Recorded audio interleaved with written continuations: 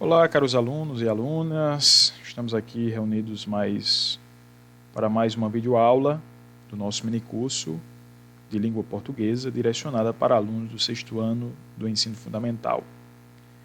Meu nome é Daniel, como vocês já sabem, sou aluno da segunda licenciatura em Letras pela UNIT e meu RU é 333 79 67.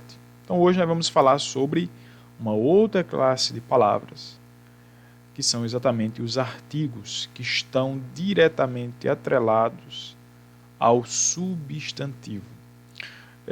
Os artigos é um conteúdo, eu creio que um dos menores conteúdos da gramática normativa, vamos dizer assim, a gramática oficial.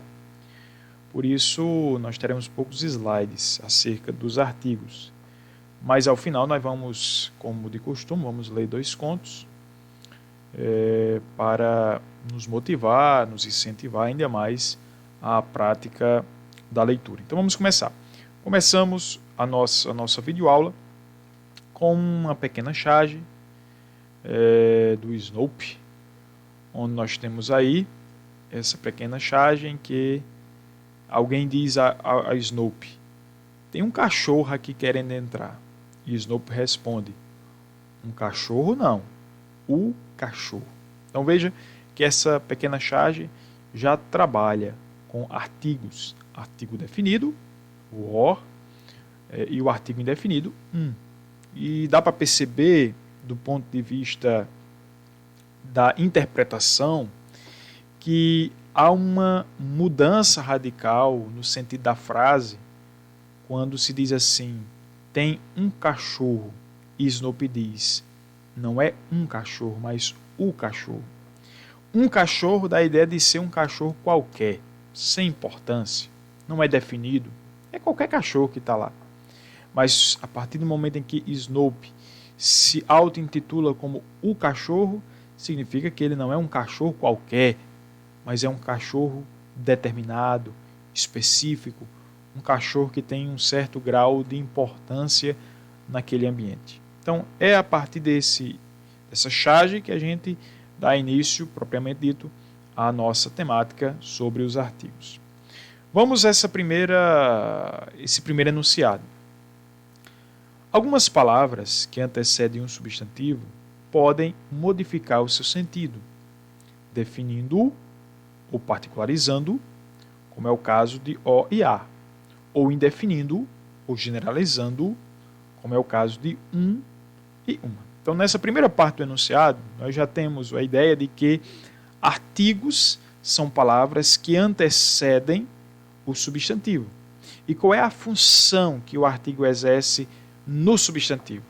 O artigo ou particulariza o substantivo, determina-o, ou generaliza, ou, melhor dizendo, o indefine, ou indefine, não o define, indefine-o, vamos dizer assim. Então, a função do artigo é exatamente acompanhar o substantivo.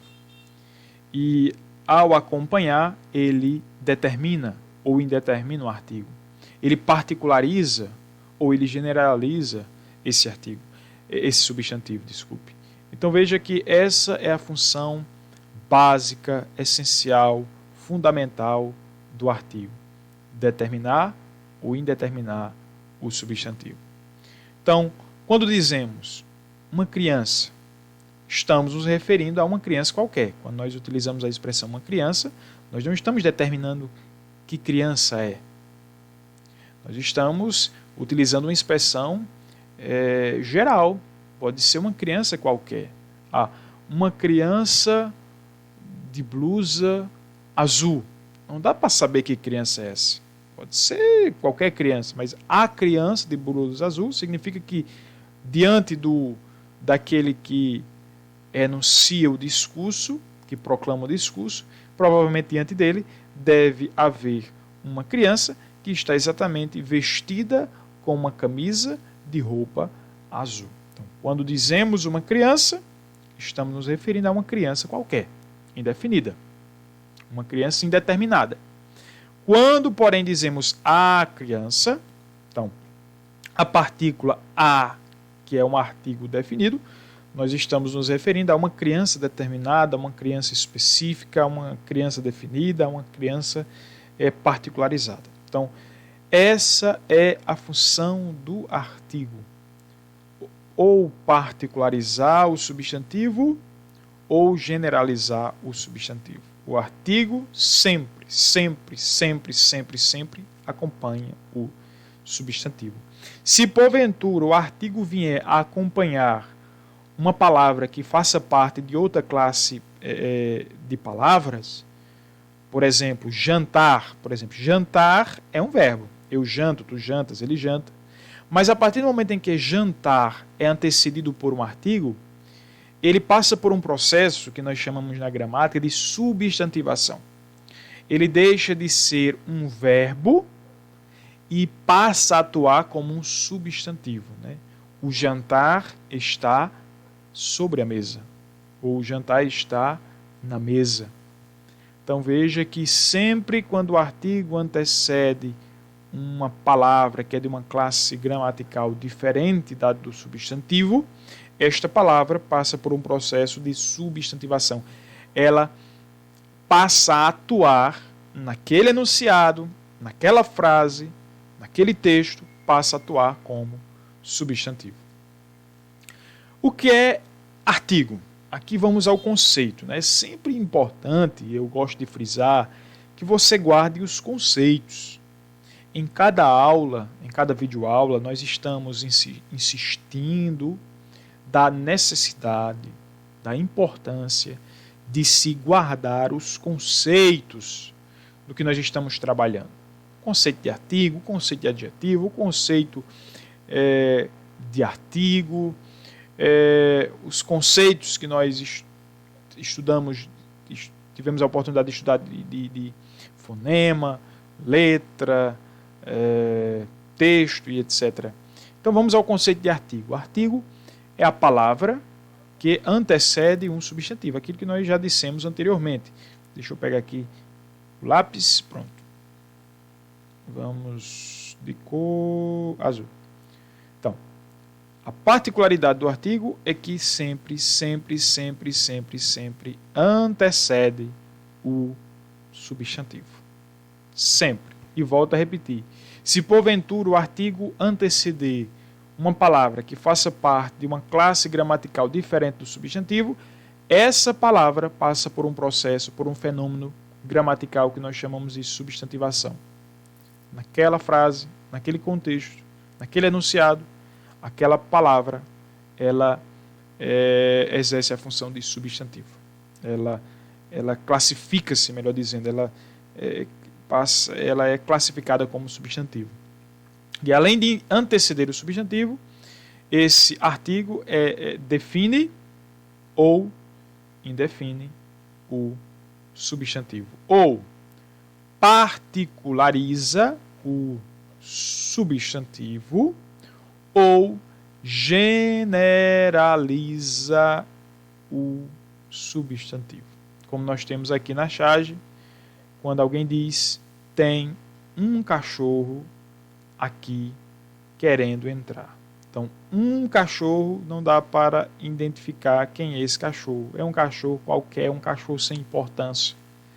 Mas Snow diz um cachorro não, mas o cachorro. Ele muda completamente o sentido da frase, porque no início um cachorro dava ideia de um cachorro qualquer, sem importância. Mas o cachorro dá a ideia de que é um cachorro específico, particularizado, determinado, é um cachorro que tem uma certa importância. Os artigos eles sofrem flexões. É bom recordar que nós sabemos que 10 são as classes de palavras, né, na língua portuguesa. Nós temos o artigo, substantivo, adjetivo, pronome, conjunção, interjeição, numeral, faltam mais 2, agora eu estou esquecendo os outros 2. Os outros 2 agora me falha a memória. Preposição, e está faltando uma que agora eu me esqueci. Mas quando eu lembrar, eu recordo. Há algumas destas classes gramaticais que são variáveis, que são aquelas que sofrem flexão de número, de gênero, de grau e etc., de pessoa, e há aquelas que são invariáveis. Os artigos fazem parte do grupo das classes de palavras que sofrem variação, quanto ao número, quanto ao gênero. Os artigos concordam em gênero e em número com os substantivos. Isso significa dizer que, se o substantivo estiver no masculino, o artigo tem que ir para o masculino. Se o substantivo estiver no feminino, o artigo tem que ir para o gênero feminino. Se o substantivo estiver no singular, o artigo deve estar no singular. Se o substantivo estiver no plural, o artigo também deve estar no plural. Então, os artigos concordam em gênero e em número com os substantivos que eu acompanho. Assim, quando alguém diz anote o, já se sabe que a palavra seguinte será um substantivo no singular do gênero masculino, porque nós temos aqui um artigo masculino, o, no singular. Então, anote o recado, vamos dizer assim, anote o enunciado. Então, já dá para saber que a palavra seguinte, que vem após o O, é exatamente um substantivo no singular do gênero masculino, exatamente porque o artigo é um artigo masculino, do gênero masculino, e está no singular. Classificação dos artigos. Os artigos eles se classificam em dois tipos: os artigos definidos e os artigos indefinidos. Os artigos definidos são aqueles artigos que definem o substantivo, que particularizam o substantivo, que determinam o substantivo. Quais são os artigos definidos? O, a, os e as. Indicam que trata-se de seres já conhecidos, seres conhecidos. Nós temos aqui os exemplos: o anúncio, a pergunta, as revistas, os endereços. Então, na classificação dos artigos, a primeira classificação, nós temos os artigos definidos: o, a, os e as. Particularizam, determinam o substantivo, definem o substantivo, dá a ideia de que é algo conhecido. Os substantivos podem ser também indefinidos: uma, uns e umas. Os artigos indefinidos, eles indefinem os substantivos, eles generalizam, ou seja, não dá para saber quem é o substantivo. Então, eles indefinem, eles generalizam, né? E indica que se trata de seres quaisquer de uma mesma espécie. Uma coisa é eu dizer o cachorro, outra coisa é eu dizer um cachorro. Quando eu digo o cachorro, eu estou definindo, particularizando, eu estou dizendo entre linhas que eu conheço o cachorro. Mas quando eu digo um cachorro, pode ser um cachorro qualquer que está aí na rua, um cachorro que está por aí. Então veja a diferença que o artigo gera no substantivo, ou individualizando, ou particularizando, generalizando ou indefinindo. Nós temos o exemplo aí: um relógio, uns meninos, uma escola, umas cartas. Então, para fechar esse conteúdo de artigo, nós temos aí de modo bem resumido os artigos. Eles, vamos recapitular. Artigos são palavras que acompanham sempre o substantivo. Qual é a função que eles exercem? Eles podem definir ou indefinir este substantivo. Ao definir, eles particularizam. Eles supõem a ideia de que aquele substantivo é conhecido. Quando eles indeterminam, eles generalizam.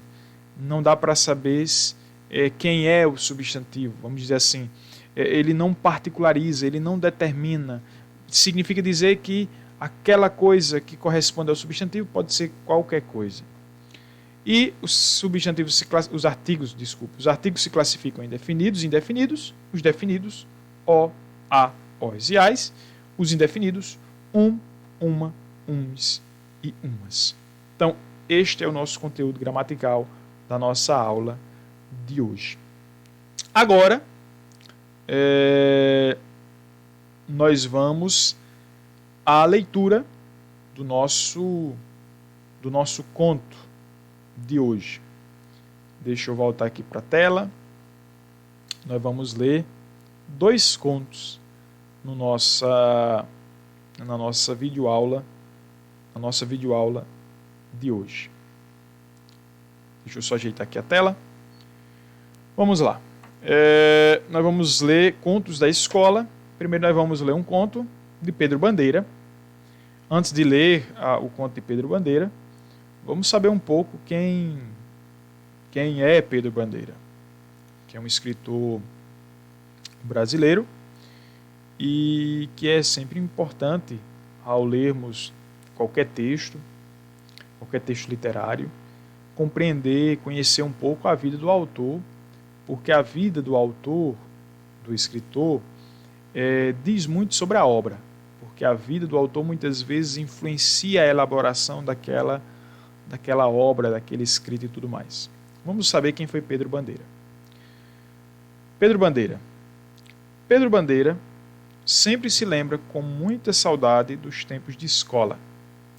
No Colégio Canadá, em Santos, no estado de São Paulo, onde estudou, ele aprendeu a escrever, fez teatro amador, conheceu grandes amigos e principalmente se apaixonou pelos livros. Atualmente, Pedro Bandeira vive numa chácara na cidade de São Roque, próximo à capital paulista. Lá, ele trabalha com o seu computador, cercado de orquídeas, de pássaros e de outros bichos que adoram comer as frutinhas que caem das árvores. É nesse cenário que Pedro cria seus livros maravilhosos, que são devorados por milhares de crianças no país inteiro. Ao longo de quase 20 anos de carreira, ele já escreveu mais de 60 livros e recebeu diversos prêmios importantes, como o Jabuti, o prêmio da Associação Paulista de Críticos de Artes e o Adolfo Eisen. O conto que você vai ler agora é baseado num caso que aconteceu com o próprio autor, assim como o personagem Birolho. Pedro também foi um menino meio atrapalhado, que se metia em confusões até na sala de aula. No final, às vezes, ele se dava bem, às vezes nem tanto. Para saber o que aconteceu com Birolho, vamos ler agora a história. O título do conto é Birolho. Nós temos aqui a capa. A capa não. Uma gravura. Esse é o Birolho. E nós vamos vamos ler agora esse texto. O Birolho. Eu usava óculos e o Audício me impôs o apelido de Birolho. O Audício era o mais experiente da classe. Sabia tudo das coisas. Era dos que tinham resposta para tudo, enquanto eu era daqueles que tinham pergunta para tudo. Além disso, ele sempre ganhava de mim no jogo de gude. Lá a estecada, boxe. E a bolinha dele chocava-se contra a minha. Expulsava a coitada para longe e acabava encaixando direitinho no boxe, que era um buraquinho que a gente fazia no chão do recreio. Quando a gente jogava a Vera, não a brinca, a aposta era a própria bolinha de gude. Naquele início de 4ª série, o Adilson já deveria ter ganho umas 10 bolinhas minhas, quando a dona Zumira anunciou a prova de geografia.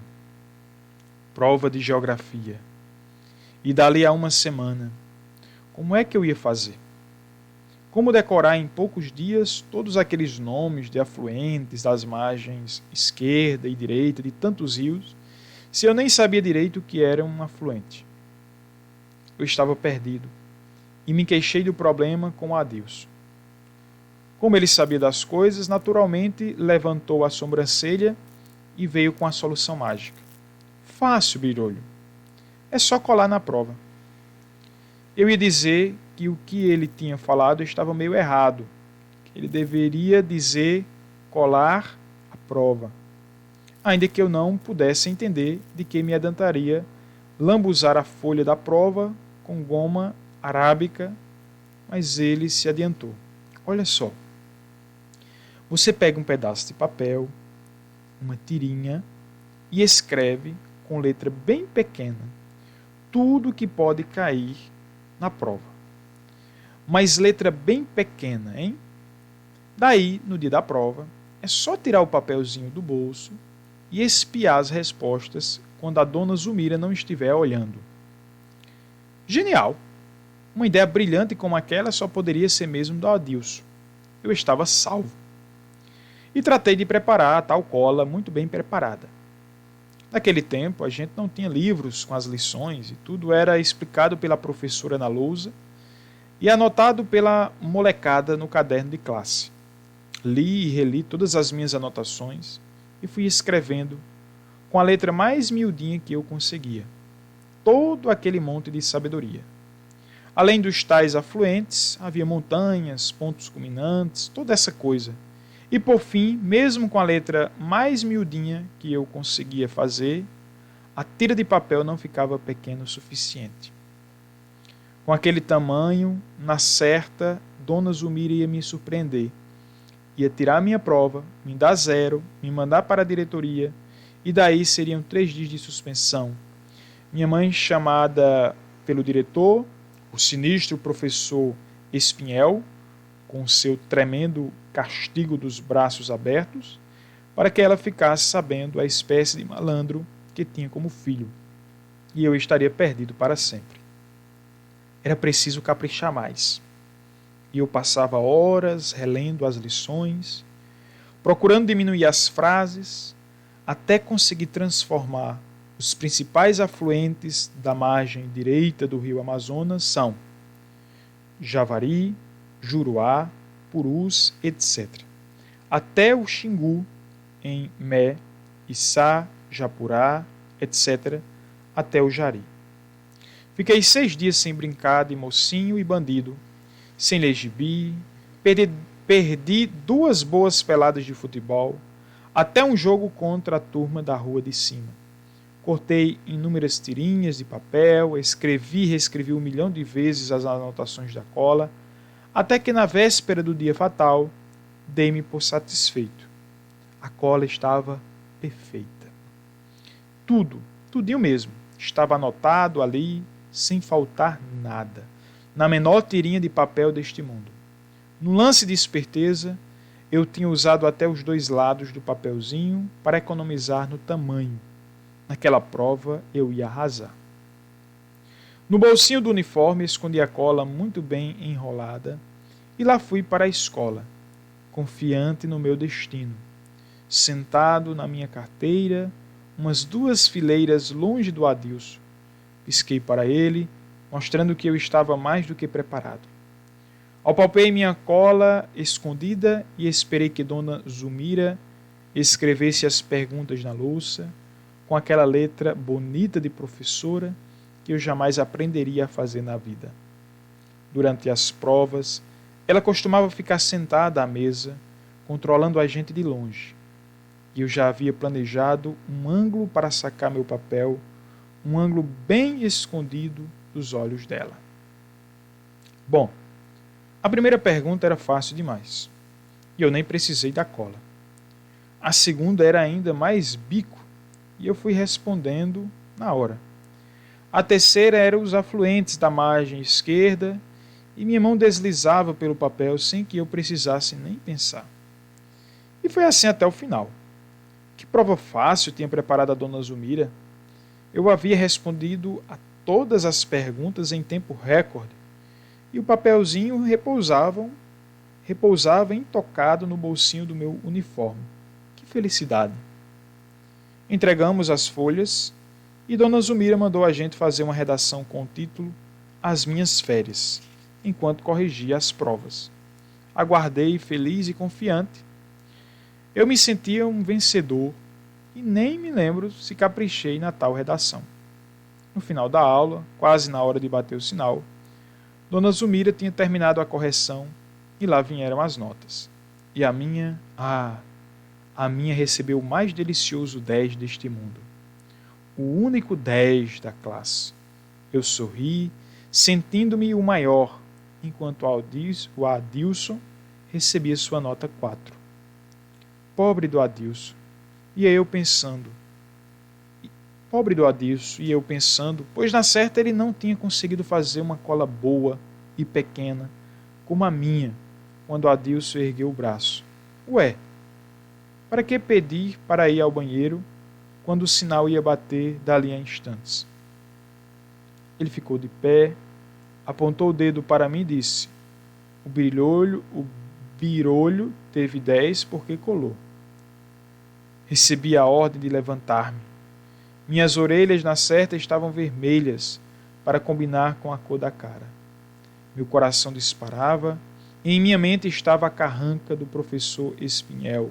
Estava o castigo de ficar de pé, de braços abertos e as reguadas a cada vez que o cansaço me obrigasse a abaixá-los.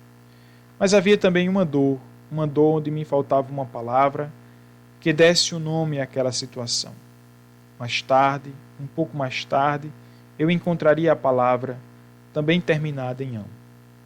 Por trás dos meus óculos, a cena foi ficando embaçada pelas lágrimas. Os olhos da Dona Zulmira lentamente saíram da direção do Adilson e cravaram-se em mim. Quero ver a cola. Pela primeira vez naquele dia, o papelzinho enrolado saía do meu bolso e era estendido para a professora. Dona Zulmira dobrou e examinou, séria, sem nada dizer. Bom, na hora eu decidi que tinha de falar a verdade e pronto. Eu fiz essa cola sim, Dona Zulmira. Levei a semana inteira fazendo. Mas juro que fiz toda a prova sem tocar nela. Aquele olhar levantou-se do papelzinho e encarou-me de novo. Muito bem, então vamos ver. Quais são os principais afluentes da margem direita do rio Amazonas? Javari, Juruá, Purus, Madeira, Tapajós e Xingu. Respondi na hora. E da margem esquerda? Eu mandei ver. Içá, Japurá, Negro, Trombetas, Paru e Jari. Com as duas perguntas, Dona Zulmira pareceu satisfeita e decidiu. Muito bem. Você não fez uma cola. Estudou fazendo resumo. Sua nota continua valendo. Ao sentar-me, os óculos já não estavam tão embaçados e deu para ver que o vermelho tinha saído da minha cara e coloria agora a cara do Adilson. Bem, esse é o conto de Pedro Bandeira, o Birolho, que trata um pouco sobre um fato acontecido na vida do próprio escritor. Vamos ler agora um outro conto, que é Metamorfose, que é do Léo Cunha. Vamos ver aqui um pouco sobre a história, sobre a vida de Léo Cunha. Léo Cunha nasceu na cidade mineira de Bocaiúva, em 1966, e morava em Belo Horizonte, desde que tinha 3 anos. Ainda criança, conheceu grandes escritores da literatura infanto-juvenil, como Orígenes Lessa, Ana Maria Machado, João Carlos Marinho e Bartolomeu Campos Queiroz. Quando se formou no 2º grau, em vez de fazer vestibular, Léo Cunha preferiu ir para os Estados Unidos e estudar lá. Na volta para o Brasil, formou-se em jornalismo e publicidade. Depois fez pós-graduação em licenciatura em literatura infantil e mestrado em ciência da informação. Atualmente, Léo Cunha também é professor de jornalismo. Já publicou mais de 30 livros que ganharam os principais prêmios da literatura infantil brasileira, como o Nestlé, o Jabuti, o altamente recomendável da Fundação Nacional do Livro Infantil e Juvenil, o João de Barro e outros mais. Ele recebe muitos convites para visitar escolas de todo o Brasil e bater papo com os alunos, seus leitores prediletos, o que faz o maior, o que faz com o maior prazer. Então, o conto que nós vamos ler agora intitula-se, tem como título, Metamorfose. Deixa eu dar uma respirada, porque eu só estou lendo, e deixa eu respirar aqui para continuar a leitura. Vamos lá. Metamorfose. Anjo, sussurrou a Ângela. Fantasma, cochichou o Fábio. Pó, soprou o Paulo. Não tem jeito de saber, garantiu o Celso. A professora de matemática ouvia curiosa aquela discussão. Os 4 alunos, no canto da sala, faziam de tudo para ela não escutar, mas era impossível. O recreio já tinha acabado, a aula estava quase começando e nenhum dos 4 conseguia convencer os outros. Anjo, fantasma, pó, nada disso. Você está louco? Que bobagem, pó, fantasma, anjo. A professora de matemática ficou se lembrando de quando tinha 10 anos, como aqueles alunos. Será que ela discutia assuntos tão profundos com os colegas? Como as crianças de hoje estavam mudadas. Que metamorfose. Não adianta, continuou o Celso. Nós vamos discutir o resto da aula, o resto da vida. Fantasma, gente, refletiu Fábio. Deus me livre, nem fale isso que eu arrepio. Fantasma é alma penada, só serve para assustar a gente. Atravessa as paredes, sussurra nos cantos. Pois então, para mim é anjo mesmo, insistiu a Ângela. Para mim é pó, tenho certeza. Certeza? Reclamou o Celso. Como é que vocês podem ter certeza de uma coisa assim? A professora se fez a mesma pergunta. Afinal, o que acontece com a gente depois da vida? Até hoje, com quase 30, ela ainda não sabia a resposta. E os meninos ali debatendo com empolgação. Existe muita casa assombrada por aí. Era de novo Fábio. Lá na minha terra, vira e mexe aparecem uns fantasmas. Eu sei porque o vizinho da prima do meu avô já viu. Aí não vale, o Paulo zoou. O vizinho do cachorro do tintureiro? Tá chamando o meu vô de cachorro? O Fábio não gostou. Não, ele tá chamando o seu vô de tintureiro. Tintureiro? Isso é bom ou ruim? Ih, Fábio, não foge do assunto. Você é que fugiu do assunto, Ângela. Fica reclamando aí. Mas diga então, você já viu algum anjo antes? Isso mesmo, Paulo concordou. Você já viu anjo, você mesmo, com os seus olhos, que a terra há de comer? A terra não há de comer, como diz você, nem meus olhos, nem nada meu. Ela que come adubo. Um dia você ainda chega lá, o Paulo provocou. Ah, vocês são muito sabichões. Vou perguntar para a professora. Não, menina. Ela é de matemática. Você acha que ela vai saber? Se pelo menos fosse de ciências. Se pelo menos fosse de ciências, a professora repetiu calada, sem olhar para os alunos, fingindo que nem tinha ouvido. Aposto que ela ia dizer fantasma, anjo, pó. Vou perguntar. Professora, eu sei que a senhora é de matemática, mas é que a gente está com uma dúvida. Pois não, Ângela. É que eu li num livro da minha mãe que os anjos estão por toda parte e só não vê quem não quer. Não, menina. Isso são os gnomos. O Fábio provocou. Eu sei porque tem uma pessoa na minha família que acredita em gnomo. Uma pessoa? Deixa eu adivinhar. É o vizinho do cachorro, do tintureiro, do primo do seu avô? Engraçadinha, espirituosa. Não, Ângela. É a minha tia Consuelo. Ela é histérica e acredita em gnomo. Sua tia é esotérica. A professora emendou, quase sem querer. Você conhece a tia Consuelo, professora? Não, Fábio. Eu quis dizer que sua tia é esotérica, não é histérica. Histérica quer dizer outra coisa. Virou aula de português agora? Reclamou um caxião da primeira filha. Chiaram ao mesmo tempo a Ângela, o Fábio, o Paulo, o Celso e a professora. Ai, desculpa, murchou o caxião. Eu só estou querendo ter aula de matemática. Olha aqui o horário que eu colei no caderno, terça-feira. Depois do recreio, matemática. Matemática! Não é português, não. A professora sorriu, quase impaciente, e pediu para ele esperar só um pouquinho. Daqui a pouco ele ia entender o que aquela conversa tinha a ver com matemática.